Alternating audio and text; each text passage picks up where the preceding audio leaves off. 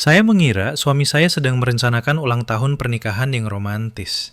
Tetapi hadiah sebenarnya adalah kunci kotak penyimpanan di bank yang menahan identitas saya yang dicurinya. Dia tidak tahu bahwa saya akan membalikan skema rencananya untuk melawannya. Cahaya lembut lilin menari di wajah suami saya, Budi, menangkap kilatan penuh harapan di matanya.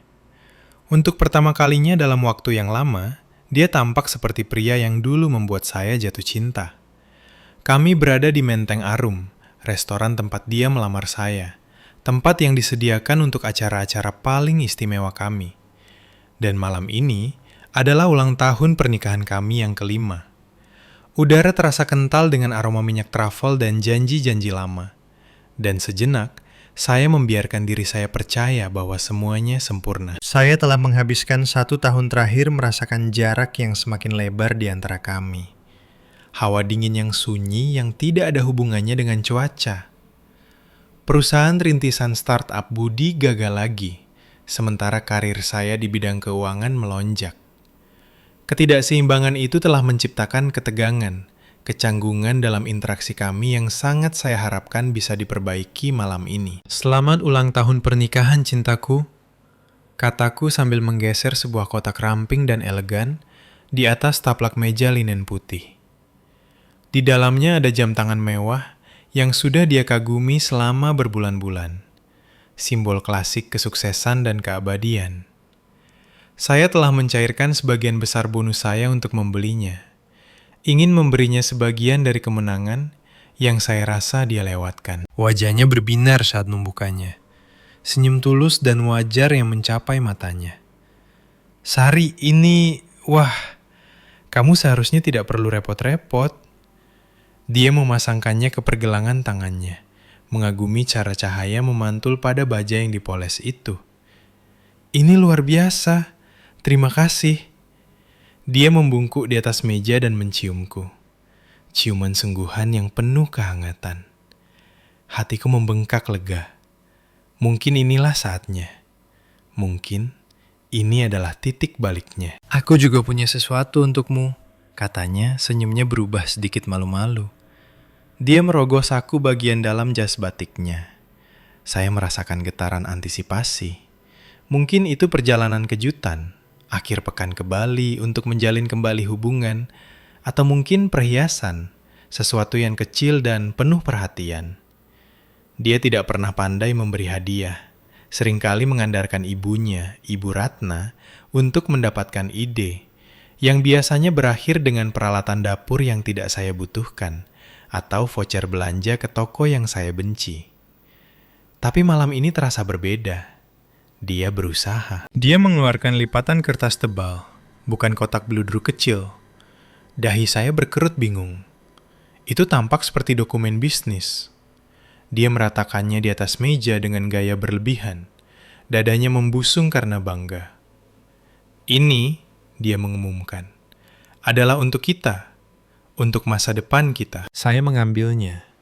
Jari-jari saya menelusuri logo di bagian atas. Jasa renovasi dan bangunan Ratna. Darah saya menjadi dingin. Itu adalah estimasi biaya. Perkiraan terperinci berhalaman-halaman untuk perombakan total. Saya memindai baris-barisnya. Mata saya membelalak neri. Dapur gurmet baru dengan meja granit dan lemari khusus, 700 juta rupiah. Konversi kamar mandi utama ala spa dengan shower walk-in dan lantai berpemanas, 450 juta rupiah. Penggantian atap lengkap, 300 juta rupiah. Lansekap taman, lantai baru, penambahan ruang berjemur. Daftar itu terus berlanjut. Saya membalik ke halaman terakhir. Jantung saya berdegup kencang di tulang rusuk saya. Total keseluruhan, dicetak dengan angka tebal yang tak kenal ampun, adalah 2.500.000.000 rupiah. 2,5 miliar rupiah. Saya menatapnya, benar-benar bingung.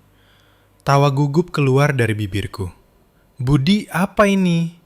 Apakah ini semacam lelucon? Contoh proyek yang ingin kamu mulai? Dia menggelengkan kepalanya. Senyumnya tak tergoyahkan. Bukan lelucon, sayang. Ini untuk ibuku. Rumahnya sudah rusak selama bertahun-tahun. Kamu tahu itu.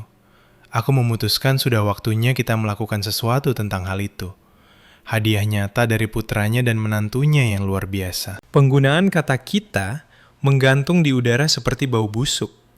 Saya memilih kata-kata saya dengan hati-hati. Budi, ini sangat murah hati darimu. Tapi 2,5 miliar rupiah, kita tidak mampu membelinya. Ibumu tahu kita sedang menabung untuk uang muka rumah kita sendiri. Senyumnya sedikit menegang di ujung-ujungnya. Dia menyesap tehnya, meletakkan gelasnya dengan bunyi klik yang disengaja. Itulah indahnya Sari, kejutan ulang tahun. Dia condong ke depan. Suaranya turun menjadi bisikan konspirasi, seolah-olah dia membiarkan saya masuk ke dalam rahasia yang indah. Kita tidak perlu mengkhawatirkannya. Kamu bisa menanggungnya. Saya menatapnya. Yakin saya salah dengar. Apa?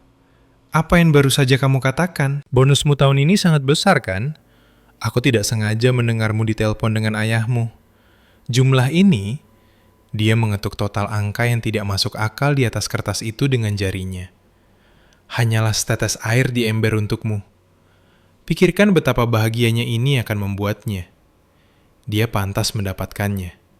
Dan itu cara sempurna bagimu untuk akhirnya menunjukkan kepadanya bahwa kamu benar-benar bagian dari keluarga. Implikasinya menghantam saya seperti pukulan fisik.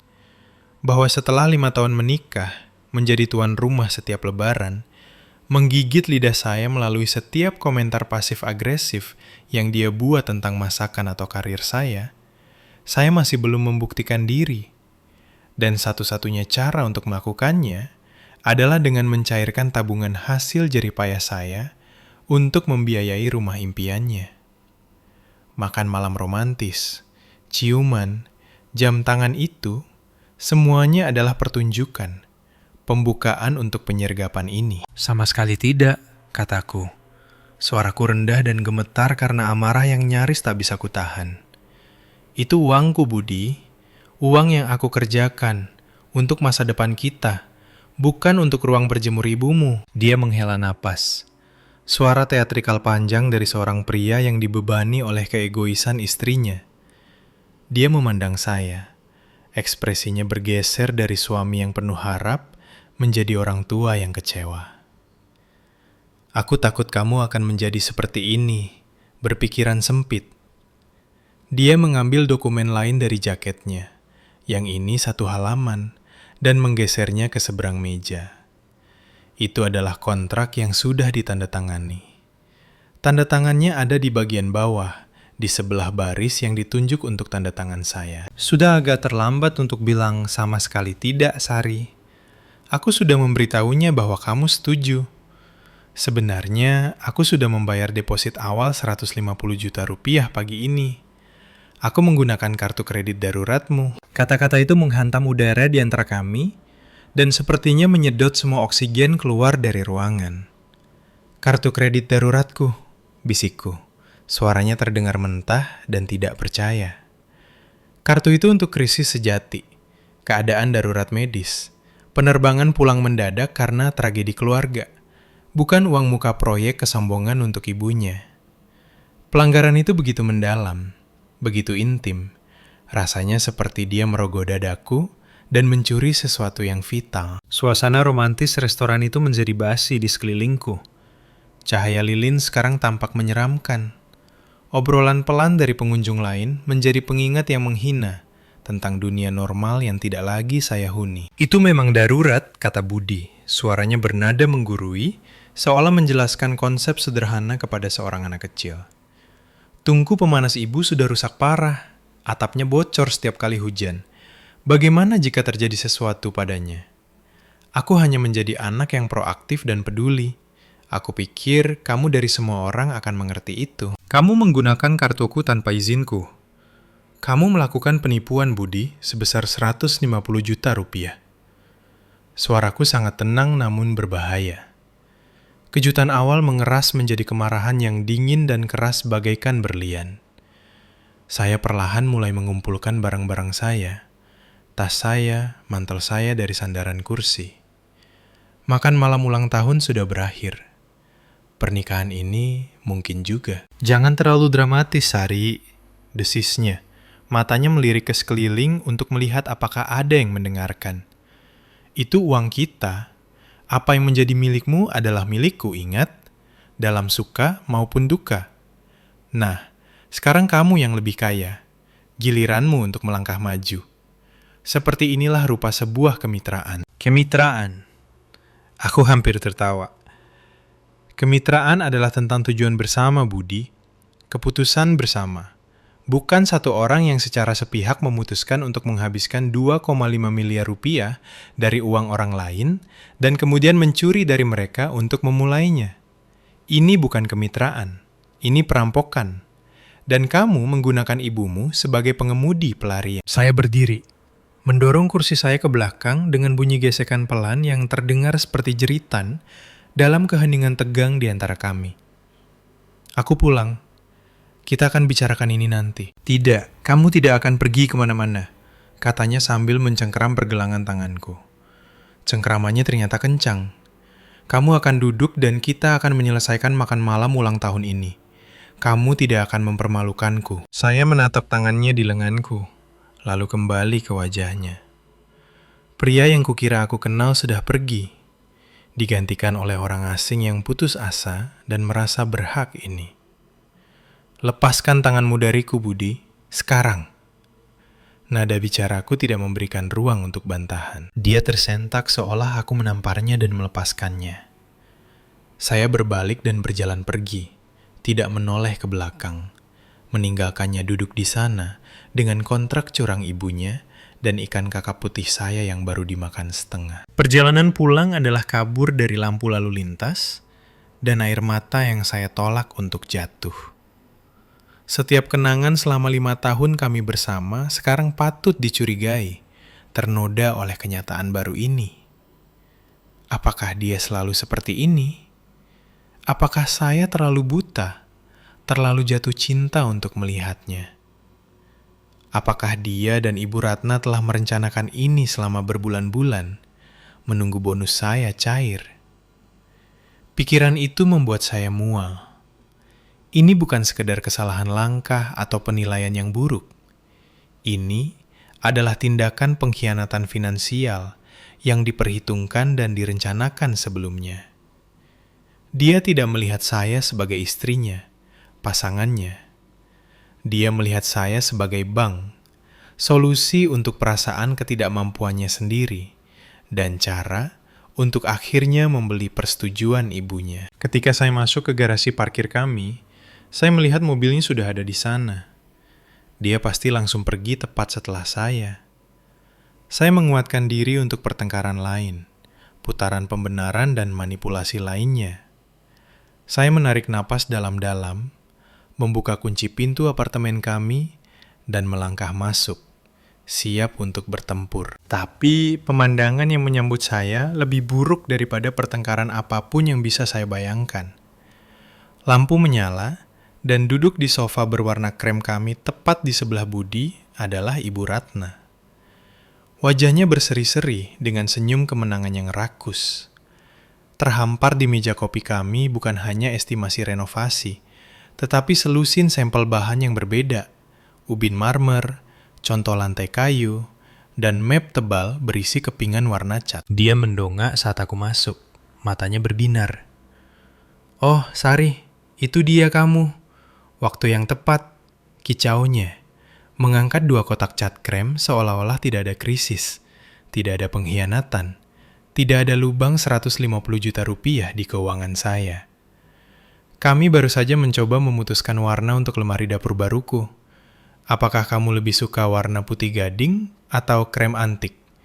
Budi bilang karena kamu yang membayar, kamu harus mendapatkan keputusan akhir. Sesaat, saya benar-benar membeku di ambang pintu. Kunci-kunci saya masih tergenggam di tangan saya. Keberaniannya yang luar biasa sungguh mencengangkan. Rasanya seperti berjalan ke rumah sendiri dan menemukan perampok tidak hanya mencuri barang-barang Anda, tetapi secara aktif mendekorasi ulang saat mereka melakukannya. Ibu Ratna berseri-seri, memegang kepingan cat dengan gaya yang merasa sangat berhak. Sementara Budi duduk di sampingnya, ekspresi kepuasan diri yang sombong di wajahnya. Dia tahu ini akan menjadi reaksi saya. Dia tidak hanya pulang, dia memanggil bala bantuan. Dia membawa ibunya ke rumah kami, ke dalam pertengkaran kami, untuk membentuk front persatuan melawan saya. "Apa yang ibu lakukan di sini, Ibu Ratna?" Tanyaku, suaraku datar dan tanpa kehangatan sedikit pun. Saya bahkan tidak melihat kepingan cat itu. Tatapan saya terkunci pada Budi, yang menolak menatap mata saya, malah menyibukkan diri dengan berpura-pura memeriksa sampel lantai. Senyum Ibu Ratna goyah sepersekian detik. Suasana hatinya yang baik tertusuk oleh nada bicaraku. "Yah, sambutan macam apa itu?" katanya. Suaranya meneteskan ketersinggungan yang dibuat-buat. Budi menelponku. Dia sangat bersemangat. Dia tidak sabar untuk mulai merencanakan. Dia memberitahuku tentang hadiah ulang tahunmu yang sangat murah hati. Itu membuatku menangis, Sari. Sungguh, setelah bertahun-tahun, mengetahui kamu menganggapku sebagai ibu kandung. Suaranya bergetar dengan emosi yang terlatih. Itu adalah pertunjukan yang ahli. "Itu bukan hadiah," kataku. Berjalan lebih jauh ke dalam ruangan dan menjatuhkan tasku di meja konsol dengan bunyi gedebuk. Itu adalah tuntutan. Dan itu adalah tuntutan yang tidak berniat aku penuhi. Budi akhirnya mendongak, ekspresinya meneras. "Sari, jangan mulai lagi. Kita sudah membahasnya." "Tidak, kamu mengumumkannya." Aku mengoreksinya dengan tajam. "Kamu mencuri informasi kartu kreditku dan membuat keputusan sepihak tentang uangku. Tidak ada diskusi." Ibu Ratna tersentak, meletakkan tangan di dadanya. "Mencuri? Sari, kata-kata yang mengerikan untuk diucapkan." Budi menjelaskan semuanya. "Itu dari rekening bersama kalian, investasi untuk keluarga." "Tidak ada rekening bersama dengan kartu kredit itu, Ibu Ratna. Itu milikku sendiri. Dan ini bukan investasi, ini pemerasan. Saya bisa merasakan kendali saya tergelincir." Mereka memutarbalikkan kata-kata saya, menulis ulang kenyataan tepat di depan saya. Mereka adalah tim, dan saya adalah oposisi. "Sekarang dengarkan baik-baik," kata Ibu Ratna. Suaranya kehilangan rasa manisnya yang palsu dan mengambil nada tajam yang sangat kukenal. Dia berdiri, seorang wanita pendek dan tangguh yang tampaknya berlipat ganda ukurannya ketika dia marah. "Putraku telah bekerja keras sampai ke tulang selama bertahun-tahun, mencoba membuatmu bahagia, mencoba memberimu kehidupan yang kamu inginkan. Dia mengalami nasib buruk, itu saja. Dan sekarang, setelah kamu yang memiliki sedikit kesuksesan, kamu ingin menimbun semuanya untuk dirimu sendiri. Kamu istrinya, adalah tugasmu untuk mendukungnya. Dan mendukungnya berarti mendukung keluarganya. Aku." Rasa berhak yang murni dan tidak tercampur itu membuat saya tidak bisa berkata-kata. Dia benar-benar mempercayai ini. Dalam pikirannya, penghasilan saya bukan milik saya. Itu adalah kumpulan sumber daya keluarga yang dia dan putranya berhak ambil kapanpun mereka mau. Tugasku adalah pada suamiku dan pernikahan kami, Ibu Ratna. Bukan pada meja granit barumu, balasku. Dan skema ini menghancurkan pernikahan kami. Saya memandang Budi, memohon dengan mataku. "Katakan padanya, Budi. Katakan padanya ini gila. Katakan padanya kamu membuat kesalahan." Budi berdiri dan berjalan untuk berdiri di samping ibunya. Secara fisik menciptakan aliansinya. Dia merangkul bahu ibunya dengan nyaman. "Satu-satunya kesalahan yang aku buat adalah berpikir kamu akan senang membantu," katanya, suaranya dingin. "Ibu benar. Kamu sudah berubah, Sari. Sejak kamu mendapat promosi besar itu, kamu merendahkan kami. Kamu pikir kamu lebih baik dariku, lebih baik dari keluargaku. Ini seharusnya menjadi isyarat persatuan, cara untuk menjembatani kesenjangan itu. Tapi kamu terlalu egois untuk melihatnya." Gaslighting, manipulasi psikologis, itu begitu intens hingga membuat ruangan terasa berputar. Mereka melukiskan saya sebagai penjahat, wanita karir berhati dingin yang tidak mau membantu ibu mertuanya yang sedang sakit. Itu adalah jebakan. dan saya telah berjalan tepat ke dalamnya. Saya tahu saat itu bahwa berdebat tidak ada gunanya. Mereka tidak akan pernah melihat perspektif saya. Mereka hidup dalam delusi bersama, di mana aset saya adalah milik mereka untuk diambil. Baik, kataku. Kejelasan yang tiba-tiba dan dingin memotong amarahku. Kalian ingin bicara tentang keuangan? Mari kita bicara tentang keuangan. Saya berjalan ke meja kerja saya di sudut ruang tamu, membuka laci terkunci, dan mengeluarkan sebuah map. Itu adalah tempat saya menyimpan semua dokumen penting kami. Saya dengan tenang berjalan kembali ke meja kopi, melewati Ibu Ratna yang ternganga dan Budi yang bingung. Saya tidak berhenti di situ. Saya pergi ke pintu depan, membukanya, dan meletakkan map itu tepat di luar di lorong. Kemudian, saya berbalik menghadap mereka. Kalian punya waktu 5 menit untuk meninggalkan apartemen saya. Kataku, suaraku mantap seperti batu. Budi tertawa, suara pendek, tajam, dan tidak percaya. Apartemenmu? Sari, kita tinggal di sini bersama, kamu histeris. Tidak, Budi, kataku, mengeluarkan ponsel dari saku. Kamu tinggal di sini. Apartemen ini atas nama saya. Sewanya, utilitasnya, semuanya. Karena kredit saya lebih baik saat kita pindah, ingat. Secara hukum, kamu adalah tamu. Dan ibumu adalah tamu dari seorang tamu. 5 menit, kalian dimulai 1 menit yang lalu. Ibu Ratna mendengus. Kamu tidak akan berani. Kemana dia akan pergi? Saya tidak peduli, kataku, menatap langsung ke suamiku. Tapi saya sudah selesai. Saya sudah selesai menjadi ATM berjalan. Saya sudah selesai dibuat merasa bersalah atas kesuksesan saya sendiri. Saya ingin kalian berdua keluar dari sini sekarang. Wajah Budi berkerut karena marah. Dia melihat saya tidak menggertak. Ini bukan lagi negosiasi. Kamu membuat kesalahan besar, Sari. Kamu akan menyesali ini. Satu-satunya hal yang saya sesali adalah tidak melihat ini lebih cepat, jawabku. Dia menyambar jaketnya. Gerakannya tersentak-sentak karena marah, dan mengantar ibunya, yang sekarang bergumam tentang ketidaksopananku yang mengejutkan, menuju pintu. Dia berhenti di ambang pintu, berbalik untuk memberiku satu tatapan terakhir yang berbisa. Baik, kamu ingin memainkannya dengan cara ini? Kamu ingin sendirian dengan semua uang berhargamu? Dia merogoh sakunya dan melemparkan sesuatu ke lantai di kakiku. Itu adalah satu kunci kecil. Jangan repot-repot menelponku. Pengacaraku akan menghubungimu. Dia membanting pintu, meninggalkanku dalam kesunyian yang tiba-tiba dan memekakkan telinga di apartemenku. Saya melihat ke bawah pada kunci di lantai. Itu bukan kunci apartemen kami. Itu kecil dan terbuat dari kuningan. Jelas merupakan kunci kotak penyimpanan deposit, safe deposit box. Pikiran saya berpacu. Kami tidak memiliki kotak penyimpanan deposit. Saat saya membungkuk untuk mengambilnya, ponsel saya bergetar dengan notifikasi pesan dari nomor yang tidak saya kenal. Saya membukanya. Itu adalah satu foto. Darah saya berubah menjadi es. Itu adalah gambar paspor saya, akta kelahiran saya, dan kartu keluarga, kakak saya.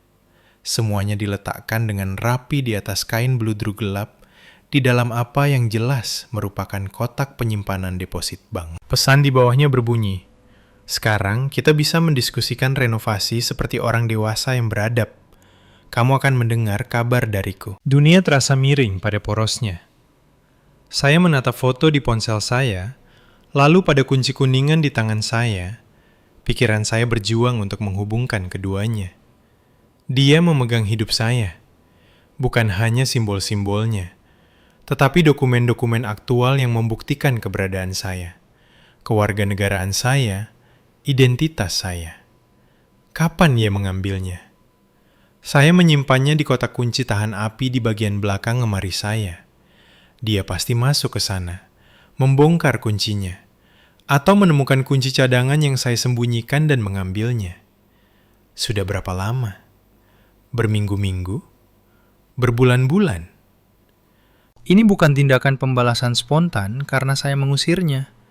Ini adalah rencana, kontingensi, bagian pemerasan yang disiapkan dengan cermat, yang siap dia gunakan saat saya menolak untuk patuh. Kesunyian apartemen tidak lagi menjadi kenyamanan. Itu mengancam. Setiap bayangan sepertinya menyimpan ancaman baru. Setiap derit bangunan adalah pengkhianatan baru. Rumahku, tempat perlindunganku, sekarang terasa seperti sangkar. Dia masih memegang kuncinya. Kesombongan pesan teks itu bergema di kepalaku. Dia pikir dia memilikiku. Dia percaya bahwa dengan menyandera identitas saya, dia bisa memaksa saya untuk menguras rekening saya dan menuangkan hasil kerja keras seumur hidup saya ke dalam dapur impian ibunya yang norak.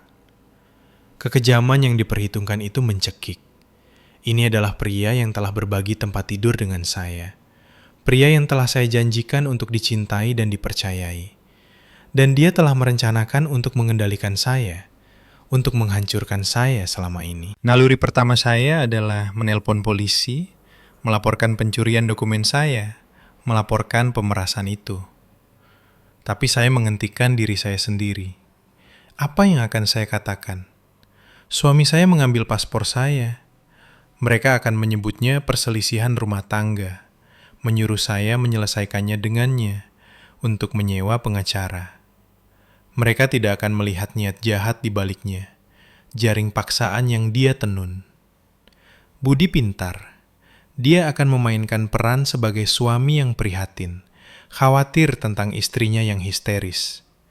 Dia akan mengklaim dia hanya menyimpannya dengan aman untuk saya. Tidak, melibatkan pihak berwenang sekarang akan menjadi kesalahan. Dia hanya akan meningkatkan eskalasi. Saya harus berpikir. Saya harus lebih pintar darinya. Saya merosot ke sofa. Sofa yang sama di mana Ibu Ratna dengan gembira memilih warna cat beberapa menit sebelumnya. Sampel-sampel itu masih berserakan di meja kopi. Sebuah monumen aneh bagi keserakahan mereka. Saya menyapu semuanya ke tempat sampah dengan satu gerakan marah. Saya butuh kepala yang jernih. Saya mengambil kunci kuningan kecil itu. Pasti ada nama bank, nomor kotak, sesuatu. Saya memeriksanya di bawah lampu. Di satu sisi ada nomor yang dicap, 482. Di sisi lain, logo elang samar dari Bank Nasional Sentosa. Ada cabangnya hanya 6 blok dari apartemen saya. Rencana baru mulai terbentuk, dingin dan tajam di benak saya. Dia pikir dia yang memegang kendali, karena dia punya kotaknya. Tapi saya punya kuncinya. Dia sombong. Dia berasumsi saya akan menjadi gadis dalam kesulitan, panik dan menelponnya, siap untuk memohon dan menawar. Dia meremehkan saya. Dia selalu begitu. Dia melihat kesuksesan saya sebagai keberuntungan semata, sumber daya untuk dimanfaatkan, bukan sesuatu yang saya peroleh melalui kecerdasan dan kerja keras tanpa henti. Itulah kesalahan fatalnya. Keesokan paginya, saya tidak pergi bekerja. Saya menelpon kantor, mengklaim keadaan darurat keluarga yang mendadak, yang tidak sepenuhnya bohong. Saya menghabiskan berjam-jam online meneliti kebijakan Bank Nasional Sentosa tentang kotak penyimpanan deposit, membaca forum hukum tentang aset perkawinan dan dokumen yang dicuri. Lalu saya melakukan beberapa panggilan. Pertama ke orang tua saya, memberi mereka versi kejadian yang sangat disensor, bahwa Budi dan saya berpisah, dan bahwa keadaannya rumit. Saya meminta mereka mengirimkan salinan akta kelahiran saya yang mereka simpan dalam arsip mereka untuk berjaga-jaga. Mereka khawatir, tentu saja. Tetapi mereka tidak mendesak. Panggilan kedua saya adalah kepada seorang pria bernama Dedi. Dedi adalah rekan kerja yang pernah bekerja sama dengan saya beberapa tahun lalu dalam kasus restrukturisasi perusahaan yang sangat buruk. Dia sejak itu meninggalkan dunia keuangan untuk membuka firma investigasi dan keamanan pribadinya sendiri.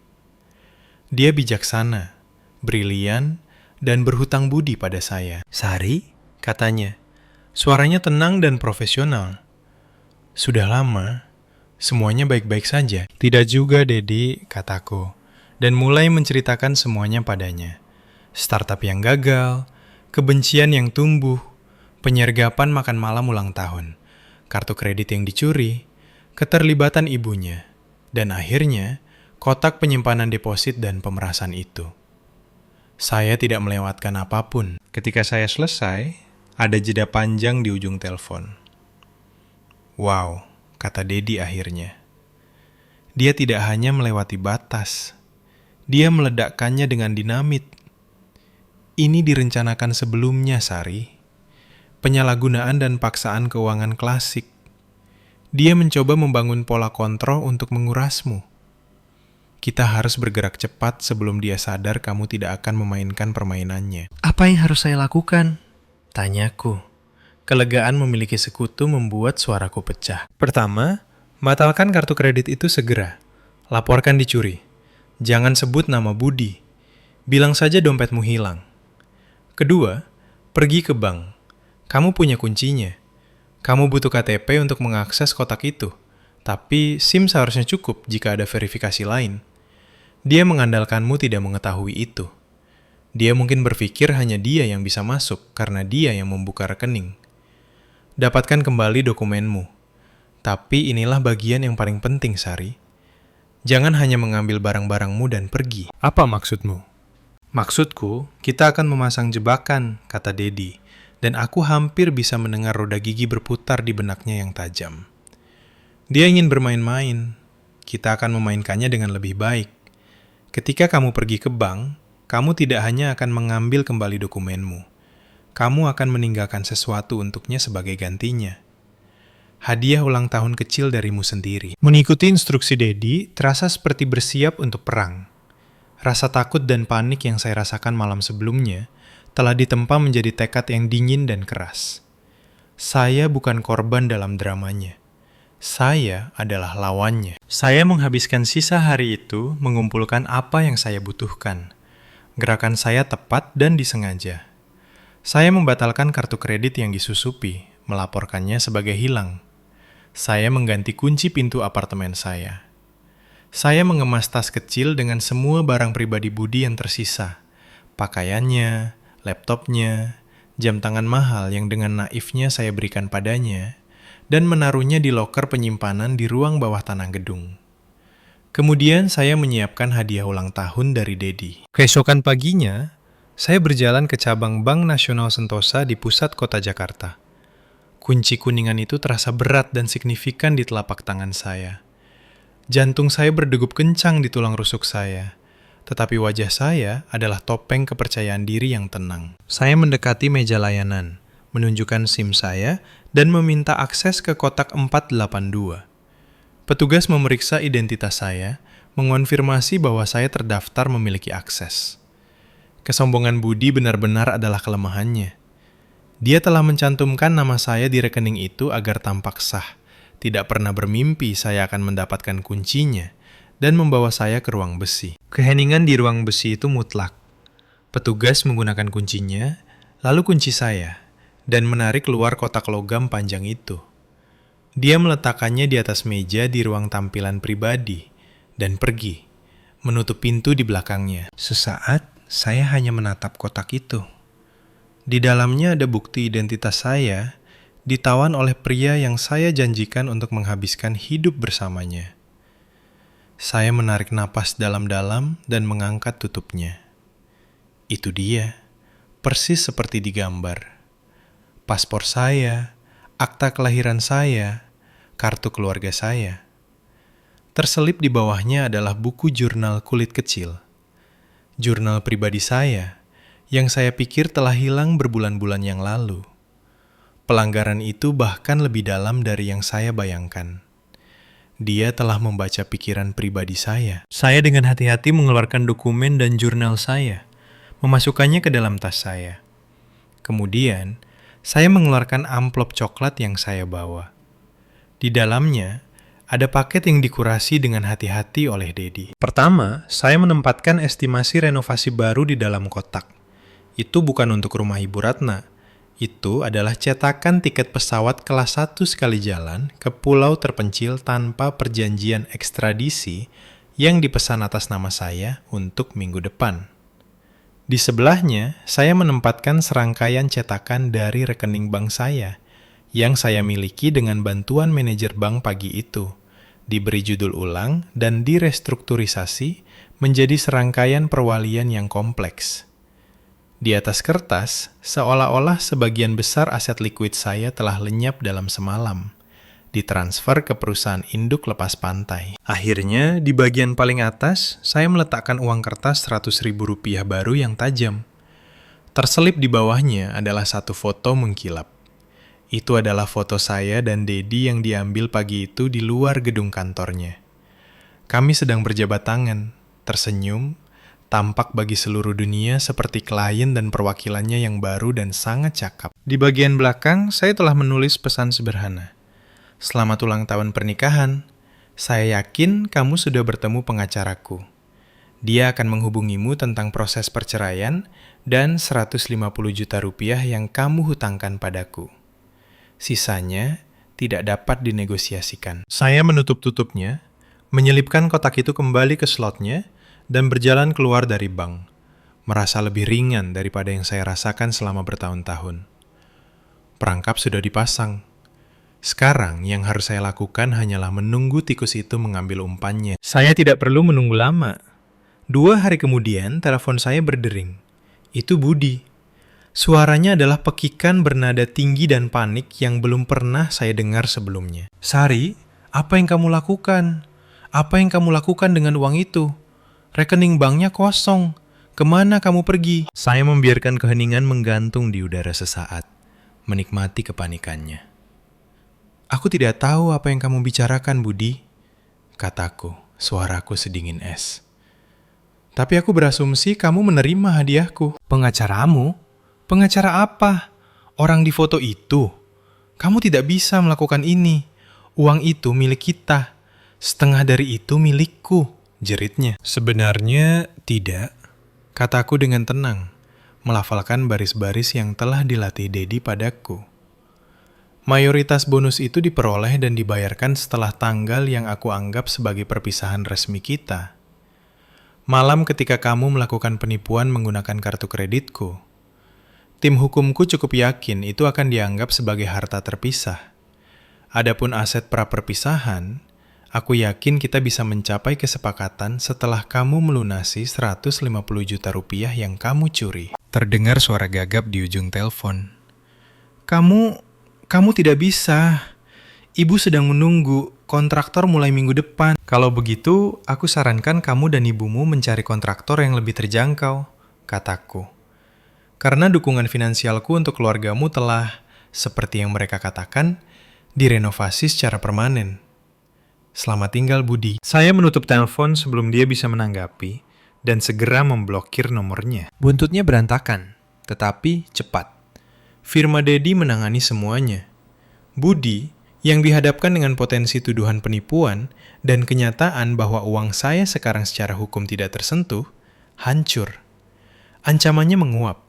Dia menandatangani surat cerai tanpa perlawanan, menyetujui rencana pembayaran untuk Rp150 juta itu sebagai ganti saya tidak mengajukan tuntutan. Ibu Ratna, yang saya dengar melalui desas-desus, mengamuk.